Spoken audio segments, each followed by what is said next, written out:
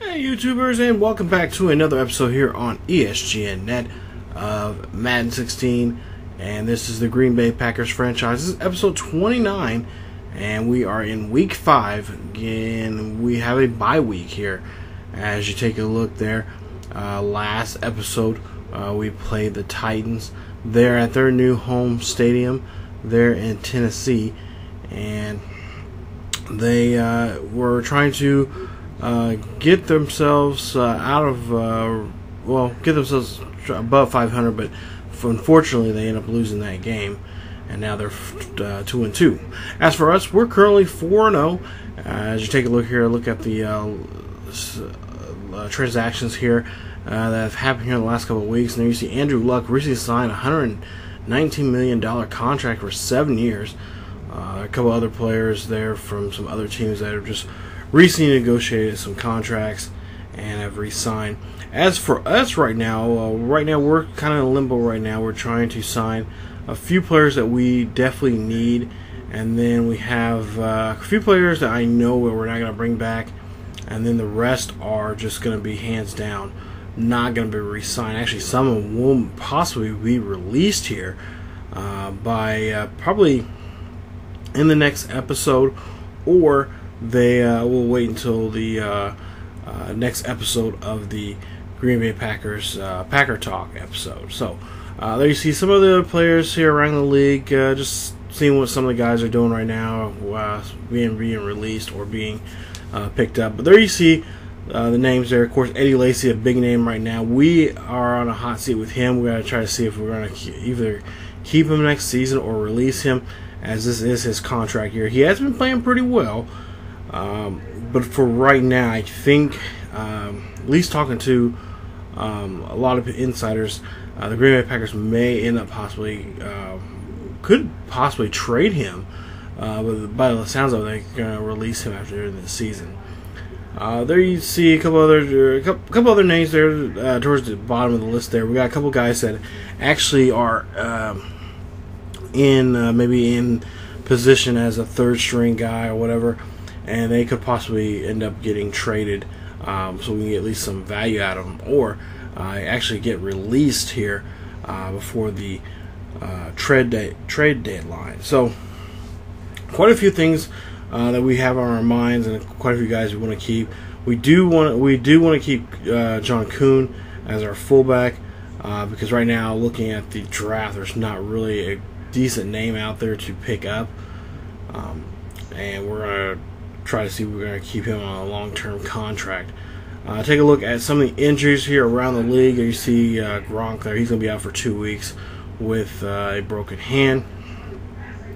Some pretty good, decent names out there. Zach Miller, Derek Carr there for the Raiders, both out. Chase Daniels also that are out. But there's some pretty good, significant names out there that are out for the season. There's not too many big injuries like there were in the previous season. I noticed that there's a lot more broken arms and broken bones. There's a couple stress factors. As you see there, Jalen Strong has stress one. He's going to be out for the rest of the year there. That offense for the Texans right now is just hurting, as Strong and Foster are going to be both out. But I noticed that there are less big injuries, and so far you've seen a couple right there, like that stress kneecap, or I should say fracture kneecap there from Jefferson. Yeah, there's just a lot of broken bones, and guys out for no more than maybe 3 to 4 weeks. In some cases a little more, for a whole year, just depending on how bad that injury was. So for us, we're lucky enough that we've had a couple of scares with Aaron Rodgers. A couple of games there, he was knocked out, got the wind knocked out of him. But with our fingers crossed here, we're hoping that will continue being healthy and continue to be able to play very well, as we're, like I mentioned earlier, 4-0 here for the season, and getting ready for a Week 6 matchup with the Bears, who honestly, the first week was not that first time meeting them was not a good one, and I'm pretty sure we meet them again. I think actually on a Monday night game again. I think it's one. They're both Monday. The only 2 Monday night games we have this year, and both are against the Bears. So we'll see what we can do this time. At least this time, this second game against the Bears will be at home there, and we can have our hometown team, our hometown supporters there, support us and get us through that game. But in the next episode, well, like I said, it will be week 6. We'll play against the Bears. The next episode of Packer Talk, we'll get into more detail about that game coming up, and also the previous game that we played against them earlier this year. But yeah, just rounding out here, looking at some of the things that are going on around the league right now with a lot of teams, and like I said, quite a few teams. Surprisingly enough, I think there's probably, I would say, out of the 32 teams, I think there's about, I think about 10 teams that don't have any injuries or anything too serious. Maybe have a guy on there for maybe no more than 5 or 6 weeks. Yeah, just a great time right now for us, for the Packers, and playing pretty well, I will say. There you see the Lions. They got a couple of injuries there. We got them coming up here very, very soon. As you see, they got Stafford's going to be out for 6 weeks. I think he might be coming back when we play them. Then you got Colt McCoy there out for 5. So we'll have to do, well, if anything, we'll probably have to deal with a third-string quarterback, and I don't think it's the same guy from last year. I think they have another third-stringer guy. So that might be something we'll have to look at. And, of course, Brandon Spikes there, good. He's going to be out for a couple weeks, but he will definitely return back for the game against us. But then you see some of the offensive and defensive players of the week there. And there you see Aaron Rodgers in week 3. There you see 26-29, 455 yards, 8 touchdown passes, 2 interceptions, 2 carries for 10 yards. And he is the NFC offensive player of the week. And congratulations to him and the team. That's where he had those 8 touchdowns there, which broke the season the single game record there for most touchdown passes in a game. And he was actually pretty close to getting the single yardage in a game. But right now we'll take a look at the current standing or current numbers right now for the Green Bay Packers. Take a look at Rodgers there, 1,149 yards, 15 touchdowns, 5 interceptions right now. I believe he's the top go-getter right now, and yeah, there you see touchdowns. And I believe he's somewhere maybe around the halfway point there of the quarterbacks that have thrown interceptions. Most being thrown by Gordon there with 6. So Rodgers, yeah, not that far. Okay, never mind. Rodgers is pretty close there. But his touchdown to interception ratio is getting better here, and we're hoping that he'll continue getting better as he is, just taking more time here, making his decisions on the field when passing. Not to mention really getting that running game there. As you see, 444 yards so far, average-wise 100 yards a game now for Lacey, as he has 5 touchdowns there for the season. So, and let's see there, Lacey, they're the top 2 guys right now. There you see Jeremy Hill with 479 yards, and Lacey just not that far behind him there in that category there when it comes to rushing. So Lacey knows this is his contract year. He has to show some improvement here, not just for us, but also for other teams that could possibly have a purpose for him for next season. So this is a big deal. This is a big contract year for him, and like I said, for right now, Packers are not looking at, we're kind of looking towards the future. We're actually looking at a couple of halfbacks for the draft, and we'll talk about more about that in the future episode of the Packer Talk, and I'll get into more detail about that. But yeah, for the most part, this is a big year for him, and he has to show if he's going to be willing to be able to take that, take multiple carries at a time in a drive. And that's so far in these first 4 games, he's shown that. He may get a little bit of a break here coming up with a couple of games. We got Seattle, I believe Washington, and I can't think what the other team is, but we'll be on the road here, and he may get a little bit of a break where he won't have to run the ball as much because we'll add Starks into the rotation and get him involved in a lot of those, because Starks is possibly could be the guy to go play next season as a starter for us, and then eventually try to implement the whatever rookie or free agent, because there's been a couple of free agents that we've been looking at, and could be the case for us this season, for maybe this season or maybe next season. So don't be surprised if we sign somebody here coming up in the next couple of weeks, especially as we're getting close to the trade deadline. So there you see some of the tackles there, guys who made the most tackles so far this season. Pretty good job there. You got a couple of Green Bay Packers in that list there, and then we'll take a look at tackles for loss. Clayton Dixon there, you see 4 there for him. He has 15 tackles there for the season.